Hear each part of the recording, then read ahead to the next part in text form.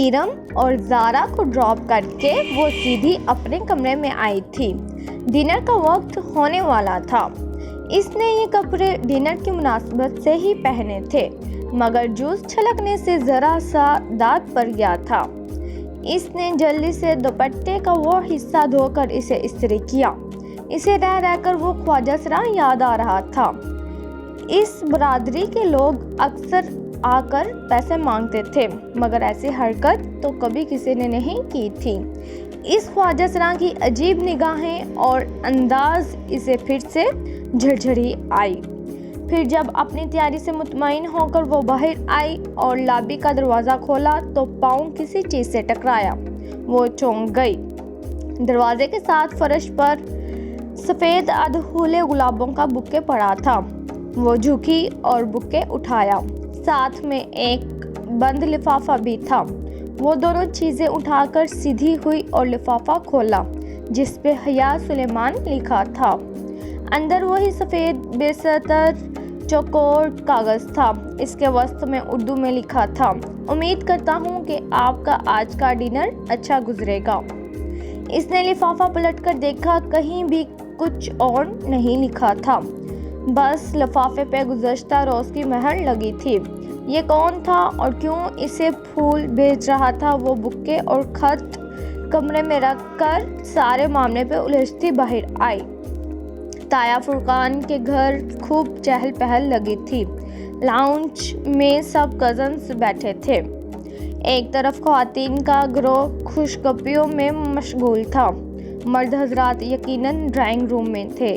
ان کے خاندان میں کزنز کی بے تکلفی کو بری نظر سے نہیں دیکھا جاتا تھا۔ تایا فرقان چاروں بہن بھائیوں میں سب سے سخت تھے اور ان کی سختی ایرم کے سکارف لینے اور گھر سے باہر لڑکوں سے بات کرنے پر تھی۔ ایرم اور باقی کزنز بھی عموماً اپنے کزنز کے سوا باہر کے کسی لڑکے سے بات نہیں کرتی تھی۔ حیا اور ایرم تو پڑھتی بھی آل ویمن یونیورسٹی میں تھیں۔ ہاں، دوسرے چچا اور خود سلیمان صاحب مستقبل میں اپنے بچوں کی شادیاں یقیناً مکسڈ گیدرنگ میں رکھیں گے، یہ سب کو معلوم تھا۔ ان کا خاندان زیادہ بڑا نہ تھا۔ وہ لوگ 3 بھائی اور 1 بہن تھے۔ تایا فرقان سب سے بڑے تھے۔ داور، فرخ اور ایرم ان کے بچے تھے۔ فرخ میڈیکل کر چکا تھا اور آج کل پولی کلینک سے ہاؤس جاب کر رہا تھا۔ وہ حیا سے 3 سال بڑا تھا۔ سمی فرخ سے سال بھر چھوٹا تھا اور MBA کے بعد جاب کر رہا تھا۔ ایرم حیا سے سال بھر چھوٹی تھی۔ آج کل سب سے بڑے داور کی شادی تیار تھی۔ تایا فرقان کے بعد سلیمان صاحب تھے۔ حیا ان کی اکلوتی بیٹی تھی اور روحیل اکلوتا بیٹا۔ روحیل پڑھائی کے سلسلے میں امریکہ میں ہوتا تھا۔ اب ان کے گھر میں سلیمان صاحب، فاطمہ بیگم اور حیا، بس یہی تینوں تھے۔ پھر زاہد چچا تھے۔ ان کی بڑی 2 جڑواں بیٹیاں مہوش اور سہرش تھیں۔ پھر بیٹا رضا انجینئر تھا۔ سب سے چھوٹی بیٹی ثنا O لیول کر رہی تھی۔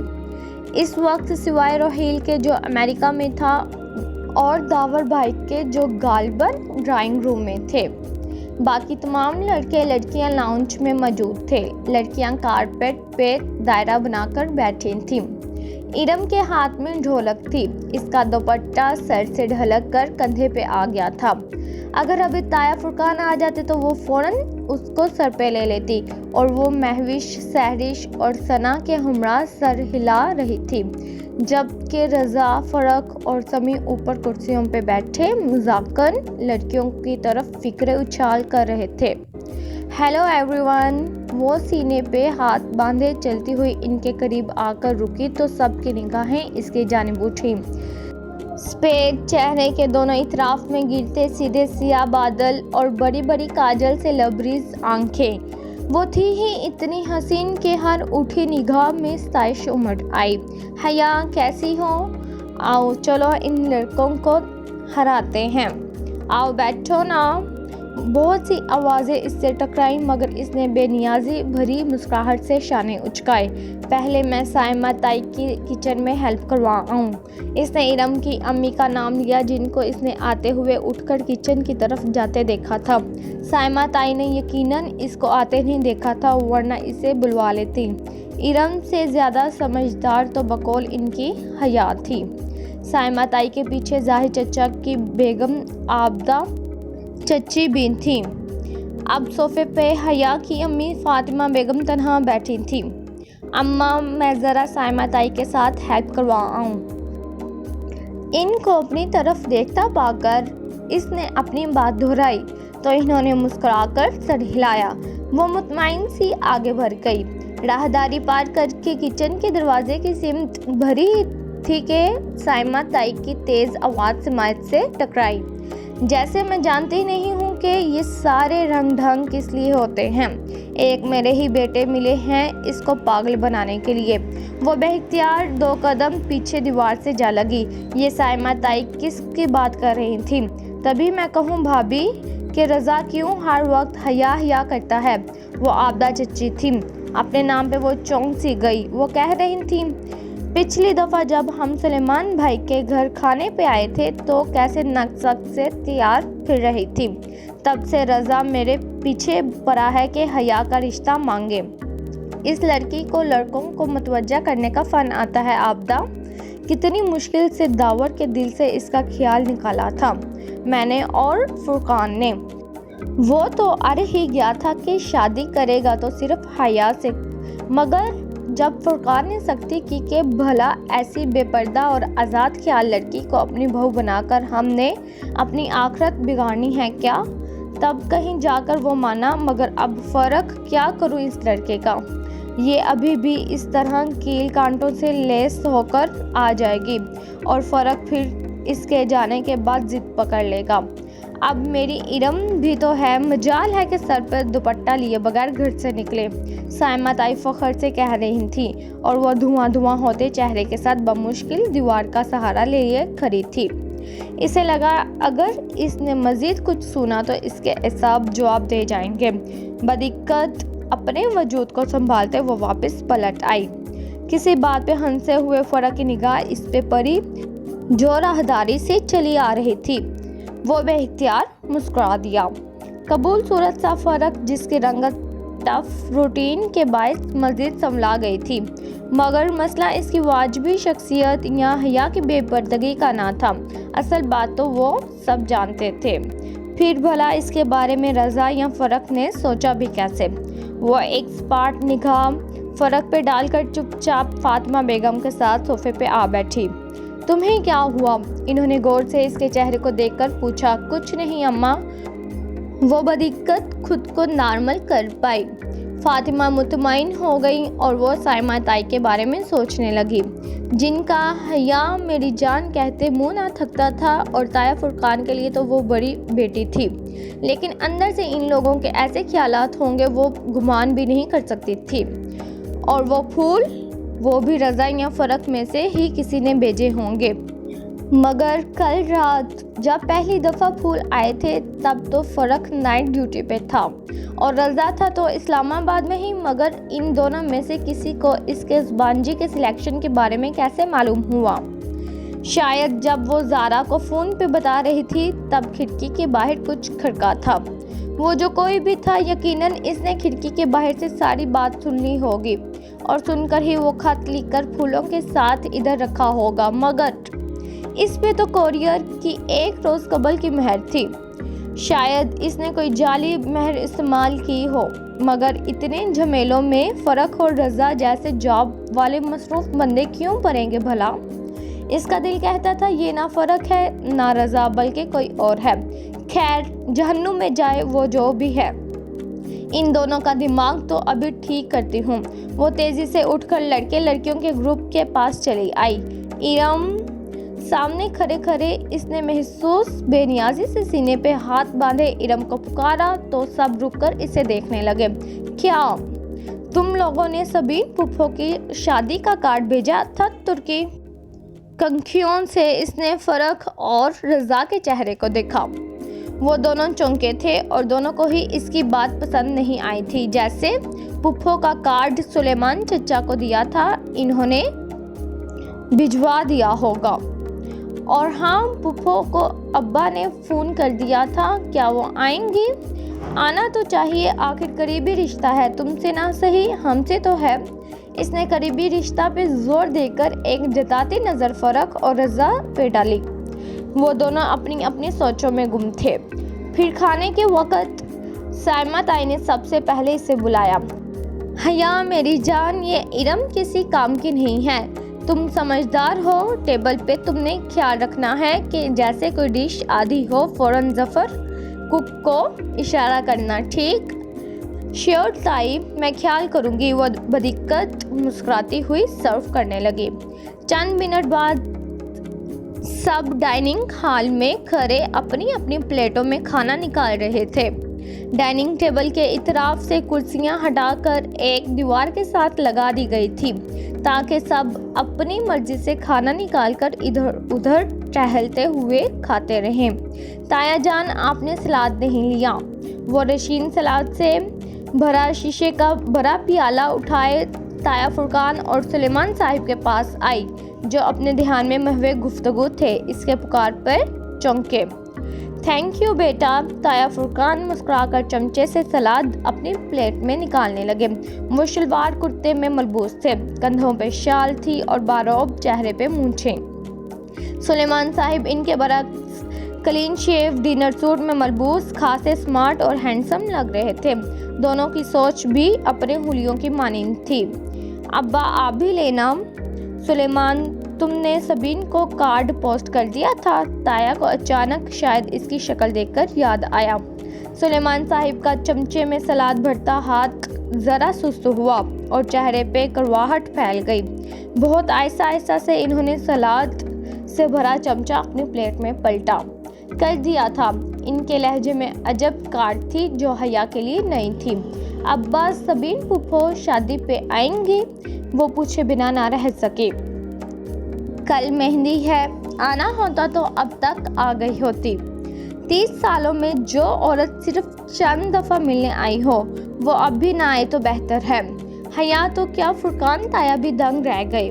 सुलेमान, क्या हुआ है? थैंक यू बेटा। जवाब देने की बजाय सुलेमान साहिब ने इसे मुखातिब किया तो वो अब तुम जाओ का इशारा समझकर सर झुकाए वहाँ से चली आई। बहुत आहिस्ता से सलाद का प्याला मेज़ पे रखा और अपनी आधी भरी प्लेट उठाई, मगर अब कुछ भी खाने को जी नहीं चाह रहा था। ये अब्बा को क्या हो गया था? वो पुप्पो के बारे में ऐसे गुफ्तगू क्यों कर रहे थे? फिर वो रह नहीं सकी। अपनी प्लेट लिए इस स्तून के पीछे आ खड़ी हुई जिसकी दूसरी जानिब ताया और अब्बा खड़े थे। बज़ाहिर अपनी प्लेट पे सर झुकाए इसके कान इन्हीं की तरफ लगे थे। हया के लिए अमीरुल गारी ने अपने बेटे का प्रपोजल दिया है। सुलेमान साहिब अपने दोस्त और अपनी कंपनी के शेयर होल्डर का नाम लेकर कह रहे थे और इसके हाथ में पकड़ी प्लेट लरज़ गई। दिल सहम उठा। ये क्या कह रहे हो भाई? इसमें हैरत की क्या बात है? वलीद अच्छा लड़का है, कल मेहंदी पे आएगा तो आपको मिलवाऊंगा। सोच रहा हूँ हया से पूछकर हाँ कर दूँ, मगर सुलेमान, ये कैसे हो सकता है? क्यों नहीं हो सकता भाई? तुम हया की शादी यूँ कैसे कर सकते हो? बाप हूँ इसका, कर सकता हूँ। फातिमा भी राज़ी है और मुझे यकीन है कि हया को भी कोई एतराज़ नहीं होगा। और जहान का क्या होगा? कौन जहान? सुलेमान साहिब यकसर अनजान बन गए। तुम्हारा भांजा सबीन का बेटा जहान, जिससे तुमने हया का निकाह किया था, तुम कैसे भूल सकते हो? जवाबन सुलेमान साहिब ने नागवारी से सर झटका। वो 21 साल पुरानी बात है और हया अब 22 साल की हो चुकी है। बेवकूफ़ी की थी मैंने कि सबीन पर एतबार करके अपने बच्चे का निकाह इसके बेटे से कर दिया था। क्या इन 21 बरसों में कभी सबीन ने मुड़कर पूछा कि इस निकाह का क्या बना या क्या बनेगा? ज़्यादा से ज़्यादा वो 6 माह में एक फ़ोन कर लेती है और 3 मिनट बात करके रख देती है। आपको वाकई लगता है कि वो लोग इस रिश्ते को कायम रखना चाहते हैं? مگر سبین تو سکندر کی وجہ سے، تم جانتے ہو وہ الٹے دماغ کا شخص، میں کیسے مانوں کہ صرف اپنے مغرور اور بد دماغ شوہر کی وجہ سے وہ اپنے بیٹے کا نکاح بھول سکتی ہے۔ اتنے برس بیت گئے، اس نے پھر کبھی رشتے یا شادی کی بات منہ سے نہیں نکالی۔ میں اس سے کیا امید رکھوں؟ مگر جہان تو اچھا لڑکا ہے، تم اس سے ملے تو تھے پچھلے سال جب تم استنبول گئے تھے۔ جی جہان، سکندر اچھا لڑکا، مائی فٹ، انہوں نے تلخی سے سر جھٹکا۔ اس کے تو مزاج ہی نہیں ملتے، وہ ترکی میں پیدا ہوا ہے، اس نے کبھی پاکستان کی شکل نہیں دیکھی، نہ اسے اردو آتی ہے نہ پنجابی۔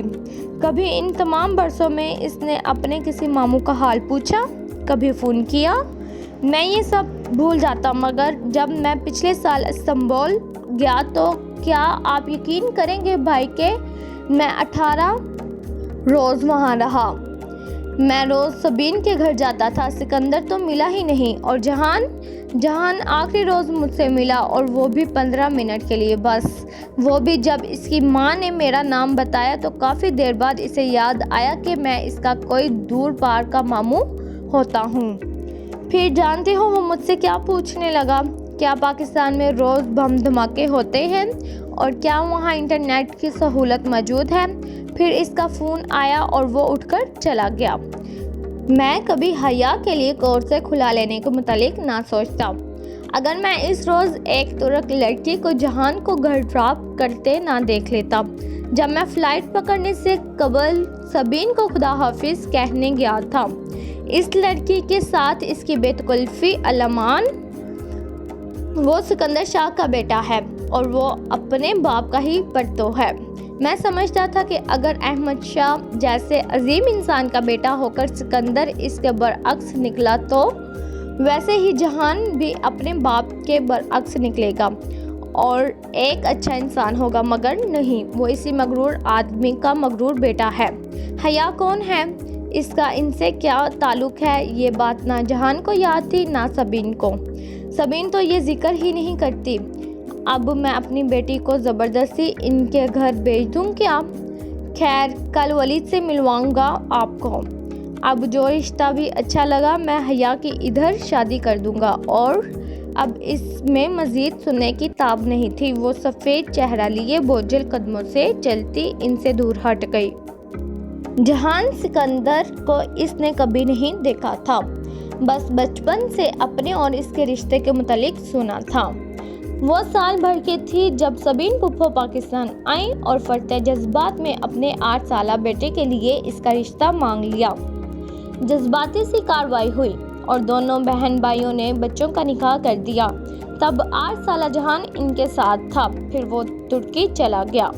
21 سال گزر گئے، وہ ترکی میں ہی رہا، کبھی پاکستان نہیں آیا، اور اس وزٹ کے بعد تو سبین پھپھو بھی نہیں آئیں، نہ کبھی انہوں نے کوئی تصویر بھیجی نہ خط لکھا۔ اگر کبھی کوئی ترکی چلا جاتا تو ان سے مل لاتا، ورنہ ان سے رابطہ نہ ہونے کے برابر رہ گیا تھا۔ انٹرنیٹ وہ استعمال نہیں کرتی تھیں، اگر جہان کرتا تھا تو بھی اس کا کوئی ای میل، فیس بک، ٹویٹر، کسی کے پاس کچھ بھی نہ تھا۔ ارم وغیرہ اسے فیس بک پہ سرچ کر کے تھک گئے تھے، مگر ترکی کا کوئی جہان سکندر انہیں نہیں ملتا تھا۔ شروع کے چند برس پھپھو بہت فون کرتی تھیں، پھر آہستہ آہستہ یہ رابطے زندگی کی مصروفیات میں کھو گئے۔ 3 ماہ میں ایک فون ان کا آ جاتا اور 3 ماہ بعد ایک فون ادھر سے چلا جاتا، یوں 6 ماہ میں 2 ہی دفعہ بات ہو پاتی۔ رسمی لیک، موسم کا حال، سیاست پہ تبادلہ خیال اور پھر اللہ حافظ۔ ان تمام باتوں کے باوجود وہ خود کو ذہنی اور جذباتی طور پر جہان سے وابستہ کر چکی تھی۔ نکاح کے وقت کی تصاویر آج بھی اس کے پاس محفوظ تھیں۔ 8 سالہ بھورے بالوں اور سنہری رنگت والا خوبصورت سا لڑکا جس کو اس نے اپنے روبرو کبھی نہیں دیکھا تھا، اور شاید ترکی جانے کی ساری خوشی کی وجہ بھی یہی تھی جس پر ابا نے پانی پھیر دیا تھا۔ اس روز اسے رہ کر پھپھو اور جہان پہ غصہ آ رہا تھا، جن کی بے رخی کے باعث اب یہ رشتہ ایک سوالیہ نشان بن کر رہ گیا تھا۔ مگر خیر، داور بھائی کی شادی ہو جائے اور سیمسٹر ختم ہو جائے، پھر وہ ترکی जाएगी और इन लोगों को ज़रूर ढूंढेगी। हया हया किधर हो? वो लॉबी में अवैज़ा आईने के सामने खड़ी माथे पे टीका दुरुस्त कर रही थी जब फातिमा बेगम इसे पुकारती आईं। हर तरफ गहमा गहमी थी। एक नाकाबिले फहम शोर सा मचा था। मेहंदी का फंक्शन बाहर शुरू हो चुका था। सब बाहर जाने की जल्दी मचाए इधर उधर भाग रहे थे और वो अभी तक वहीं खड़ी थी। क्या हुआ अम्मा? वो टीके के साथ उलझी हुई थी जो माथे पे सेट होकर ही नहीं दे रहा था। सोने का गोल सिक्के की शक्ल का टीका जिसके नीचे एक सुर्ख रूबी लटक रहा था बार बार इधर उधर झूल जाता। टीके को ठीक करते हुए मुसलसल इसकी कलाइयों में भरी चूड़ियां खनक रही थीं। जल्दी आओ, तुम्हारे अब्बा बुला रहे हैं, किसी से मिलवाना है तुम्हें। इनकी आवाज़ में जो खुशी की रमक महसूस करके वो चौंक कर इनको देखने लगी। नफीस सी सिल्क की साड़ी और डायमंड्स पहने वो खासी बावकार और खुश लग रही थी। इसकी उंगलियों ने टीका छोड़ दिया। दिल जोर से धड़का। क्या पुप्पो आ गई थी? और इनका मगरूर बेटा भी? किधर है अब्बा? वो धक धक करते दिल के साथ इनके पीछे बाहर निकली। गेट के करीब सुलेमान खड़े दिखाई दे रहा था। इनके साथ एक खूबसूरत सा लड़का खड़ा था जिसके शाने पे हाथ रखे वो कुछ कह रहे थे। सामने खासे बावकार से सूट में मलबूस एक साहिब और एक डिसेंट सी खातून थी। वो दोनों पहलुओं से लहंगा ज़रा सा उठाए हुए इनके करीब आई। ये हया है मेरी बेटी। सुलेमान साहिब ने मुस्कुराकर इसे शानों से थामा। अस्सलामु अलैकुम। इसने सर को जंबिश देते हुए मध्यम सा सलाम किया। वालेकुम सलाम बेटा। वो तीनों दिलचस्पी से इसे देखने लगे। इसने डल गोल्डन लहंगा और कामदार ब्लाउज पहन रखा था। ब्लाउज की आस्तीन आधी से भी छोटी थी और इनसे निकलते इसके दो दहिया बाजू सुनहरे मोतियों की शुआओं में सुनहरे दिख रहे थे। भारी कामदार दुपट्टा इसने गर्दन में डाल रखा था। बाल हमेशा की तरह सीधे करके कमर पे गिरा रखे थे। टीके के साथ के सुनहरे झुमके कानों से लटक रहे थे और मलाई से बना चेहरा हल्के से सिंगार से मजीद दिलकश लग रहा था। इसने काजल से लबरीज पलकें उठाई। वो तीनों स्ताइशी निगाहों से इसे देख रहे थे। और हया, ये मेरे दोस्त हैं अमीरुल गारी, ये महनाज भाभी हैं और ये इनके साथजादे हैं वलीद। इसके दिल पे एक बहुत सा आ गिरा। आंखों में बेख्तियार नमकीन पानी भर आया जिसे इसने अंदर तक उतार लिया। Nice to meet you. वो मेहमान आने लगे हैं। मैं फूल की पत्तियां इधर रख आई थी। सब मुझे ढूंढ रहे होंगे तो मैं हाँ तुम जाओ एंजॉय करो। सुलेमान साहिब ने आहिस्तगी से इसके शानों से हाथ उठाया। वो माजरत ख्वाहाना मुस्कुराती गेट की जानिब भर गई। बाहर आकर इसने बेख्तियार आंखों के भीगे गोशे साफ किए और एक नज़र पलटकर इनको देखा, फिर सर झटकर आगे बढ़ गई। इनके घर के साथ खाली प्लाट में शामियाने लगाकर मेहंदी का फंक्शन अरेंज किया गया था। मेहंदियाँ दोनों घरानों की अलग अलग थीं। गेंदे के फूलों और मोतियों की लड़ियों से हर कोना सजा था। रोशनियों की एक बहार सी उतरी हुई थी। तकरीब सेग्रीगेटेड थी। मर्द अलग, औरतें अलग। हाँ, औरतों वाली तरफ खानदान के मर्दों का आना जाना लगा था। म्यूजिक सिस्टम के साथ डीजे बैठा था और मूवी मेकर कैमरा लिए फिर रहा था। इरम भी सिल्वर कामदार लहंगे में इधर उधर घूम रही थी। वहाँ डीजे, मूवी वाले और रिफ्रेशमेंट सर्व करते वेटर्स बाहर के मर्द थे। मगर आज तो शादी का एक फंक्शन था, फिर सर ढकने की पाबंदी कैसे होती? शादियों पे तो खैर होती है ना। हया, डांस शुरू करें। इरम अपना लहंगा संभालती इसके पास आई।